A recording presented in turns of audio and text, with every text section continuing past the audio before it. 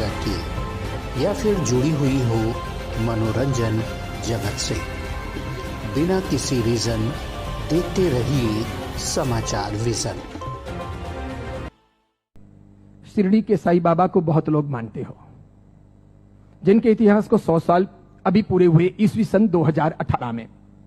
ईस्वी सन 1918 में इन्होंने शिरडी में समाधि ली थी, ऐसा कहा जाता है। 100 साल इनकी समाधि को पूरे हुए। कई लोग इनको भगवान मानते हैं, कई लोग इनको चमत्कारिक देव मानते हैं, कई लोग इनको महापुरुष मानते हैं। वहां जाते हैं और मत्था टेकते हैं। जरा सुनिए ये कौन थे। मेरा दावा है, हिंदू हो या जैन हो, जो इनको मानते हैं, उन 100 में से 99 लोगों को भी यह पता नहीं है कि ये कौन थे। 99 लोगों को भी यह पता नहीं है कि ये कौन थे, कौन है, इन्हें क्यों लाया गया, ये 99 को पता नहीं। बेवकूफी की पराकाष्ठा देखो, जब पता नहीं और मानते हैं, पता नहीं और स्वीकार करते हैं, पता नहीं और पूछते हैं। बहरुद्दीन पिंडारी नाम का एक व्यक्ति था। ये अफगान से यहां आया था। ये पिंडारी जाति का था। ये मैं तब की बात कर रहा हूं जब औरंगजेब का खात्मा हो चुका था और मुगल साम्राज्य समाप्ति की ओर आगे बढ़ रहा था। धीरे धीरे मराठाओं ने अपना वर्चस्व जमा लिया था और वे हिंदू साम्राज्य की स्थापना के लिए बहुत मजबूती के साथ में आगे बढ़ चले थे। भारत के अंदर, भारतवर्ष के अंदर, अखंड हिंदुस्तान में जोरदार हिंदुत्व साम्राज्य का, हिंदू साम्राज्य का विस्तार होने जा रहा था। ये मैं तब की बात करता हूं। ये पिंडारी लोग लुटेरे हुआ करते थे। ये पूरी अफगान की जाति लूटने फाटने के लिए यहां पर आई थी। मुगलों के काल के अंदर इसने अच्छी खासी मात्रा में जगह जगह लूटपाट की थी। हिंदुओं को टारगेट बनाना, उन्हें लूटना, उनके पैसों को छीनना, उनकी बहन बेटियों को छेड़ना और पसंद आ जाए तो उनकी बहन बेटियों को उठा लेना, ऐसे इनके कर्तव्य हुआ करते थे। 1838 में इस बहरुद्दीन का माफ कीजिएगा, 1838 में इस बहरुद्दीन का जन्म हुआ और यह आगे बढ़ा। उसके बाद में एक फिल्म आई, वो हिंदी फिल्म थी। उस फिल्म को जगह जगह पर दिखाया गया षड्यंत्र के आधार पर।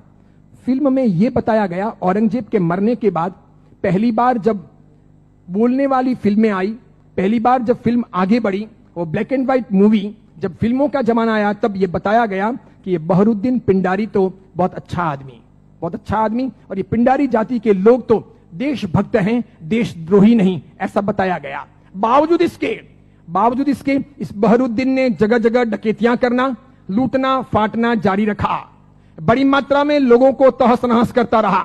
इसने अपनी जिंदगी में कई सारी हिंदू महिलाओं के, कन्याओं के बलात्कार किए, कितना ही सारा नुकसान पहुंचाया। अंततः जब धीरे धीरे मराठा साम्राज्यों के सामने, उधर झांसी की रानी, झांसी के अंदर लक्ष्मीबाई लोहा ले रही थी, उस वक्त अंग्रेजों का आगमन हुआ। अंग्रेजों को यह बहरुद्दीन बहुत नागवार गुजरा।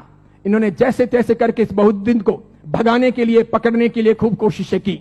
यह बहरुद्दीन बेस बदल करके भागता हुआ अहमदनगर आया, जिसे नगर कहा जाता है, महाराष्ट्र का बहुत बड़ा एक शहर है। अहमदनगर आया और सुनिए, इतिहास ये कहता है कि यह बहरुद्दीन पिंडारी अहमदनगर के अंदर एक वेश्या के घर रहा। उस वेश्या को अपना बना करके उसने वहीं पर अपना आशियाना बना लिया वेश्या के साथ। आगे जाकर उसने शादी की या नहीं की, इसका कोई सबूत नहीं। वेश्या के साथ रहते रहते 2 संतानों का जन्म हुआ। एक था लड़का जिसका नाम रखा गया चांद मियां। बहरुद्दीन ने अपने बेटे का नाम रखा चांद मियां। थोड़ा बड़ा हो जाने के बाद में बिना पढ़ाई लिखाए इस चांद मियां को अपनी डकैतियों में जासूसी के तौर पर बहरुद्दीन पिंडारी ने उपयोग करना प्रारंभ किया।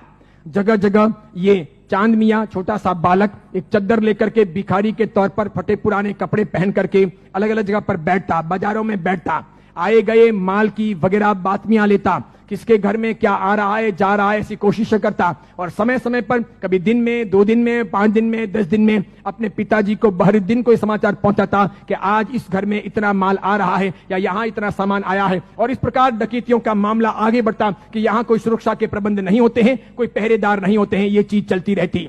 अंततः परेशान होकर शंकाओं के आधार पर अंग्रेजों ने बहरुद्दीन को तो भगाया, आगे जाकर वो अफगान चला गया, उसकी मौत भी हो गई। चांद मियां, उसका बेटा, छिप छिप करके रहने लगा, बड़ा होता गया। एक दिन अंग्रेजों ने उसे पकड़ा, जेल की सलाखाओं के पीछे डाला। 8 साल तक ये चांद मियां जेल में रहा, अंततः ये छूटा। मराठा ताकत के साथ में अंग्रेजों का मुकाबला कर रहे थे। झांसी की रानी भी किसी भी हालत में अंग्रेजों को घुसने नहीं दे रही थी।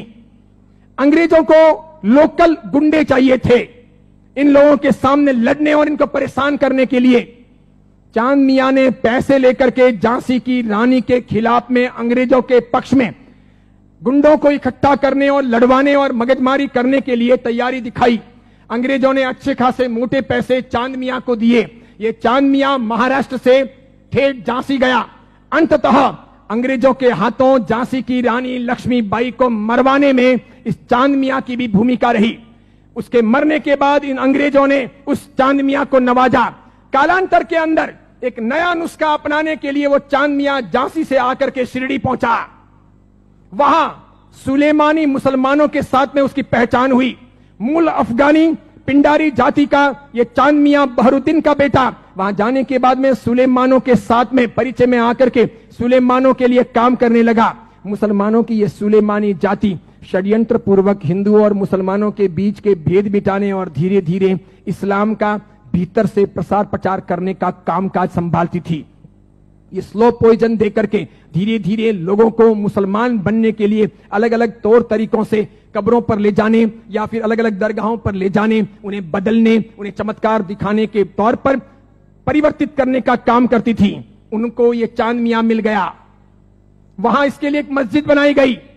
मस्जिद का नाम हिंदू रखा गया, इस्लाम की मस्जिद नहीं रखी गई। लोगों को भ्रमित करने के लिए मस्जिद का नाम इस्लाम नहीं रखा गया, मस्जिद का नाम हिंदू के तौर पर रखा गया। इस इंसान ने अपनी जिंदगी में कभी कुछ काम किया हो, कोई साधना की हो, कोई धर्म चलाया हो, कोई धर्म ग्रंथ लिखा हो, कोई बहुत बड़ा व्यापक काम किया हो, ऐसा एक भी उल्लेख आज तक भारतीय इतिहास में नहीं है। सुनिएगा, यही चांद मियां सुलेमानों के परिचय में रहने के बाद धर्म परिवर्तन करवाने, चमत्कारों के आधार पर लोगों को भरमाने के लिए साई बाबा बनाए गए। इसी चांद मियां का नाम आगे हुआ साई। किसने नाम दिया? सुलेमानों ने। उसके लिए एक मस्जिद बनाई गई। बाद में वो हिंदुओं और मुसलमानों के बीच में सामंजस्य स्थापित करने के लिए फरिश्ते के तौर पर प्रस्तुत किया गया। देखिए आप एक मजे की बात, ईस्वी सन 1918 में इसने समाधि ली। उसके पहले फिल्में जब आती थी तब हिंदुओं और मुसलमानों के बीच का बहुत बड़ा भेद था, बहुत भेद। हिंदू मुसलमानों को पसंद नहीं करते थे भारत में, और मुसलमान हिंदुओं को पसंद नहीं करते थे। मुसलमानों को ईश्वर के नाम से बहुत एलर्जी थी, हिंदुओं को अल्लाह के नाम से बहुत एलर्जी थी।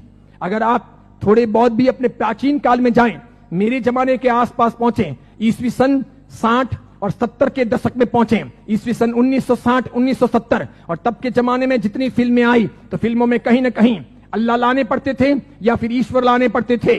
बिना उनके काम चलता नहीं था। इन फिल्मों के आधार पर ही फिल्में हिट होती थी, फिल्में चलती थी। उस समय मात्र लटके मटके लेना, कमर को नचाना, ठुमके लेना और उससे फिल्म चल जाएगी, ऐसा होता नहीं था।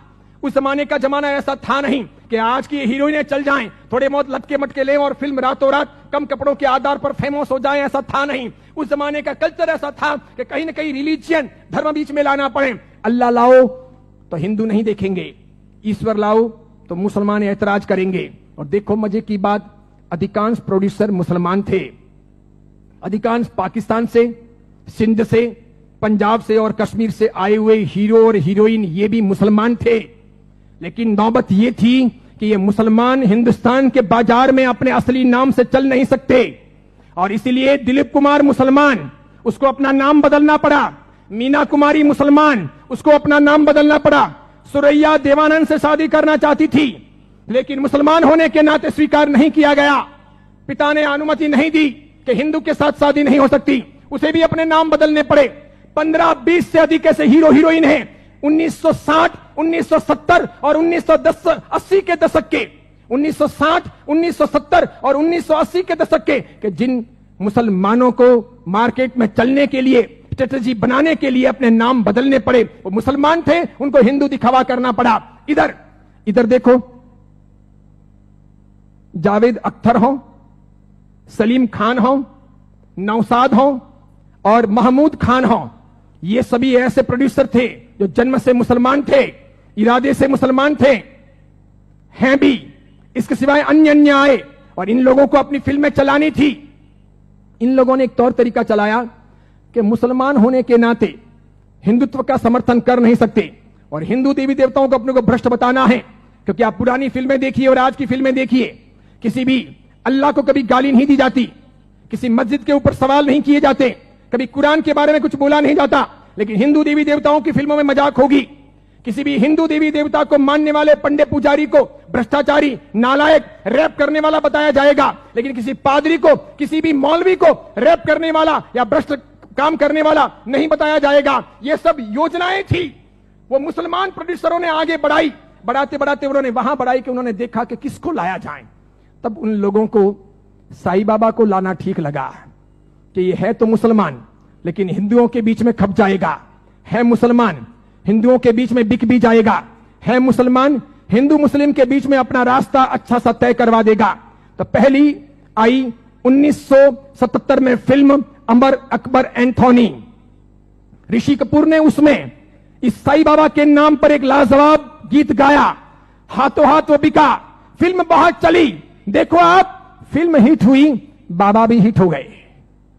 फिल्म हिट हुई, बाबा भी हिट हो गए। मुझे यह बताओ, साईं बाबा का कौन सा धर्म ग्रंथ है?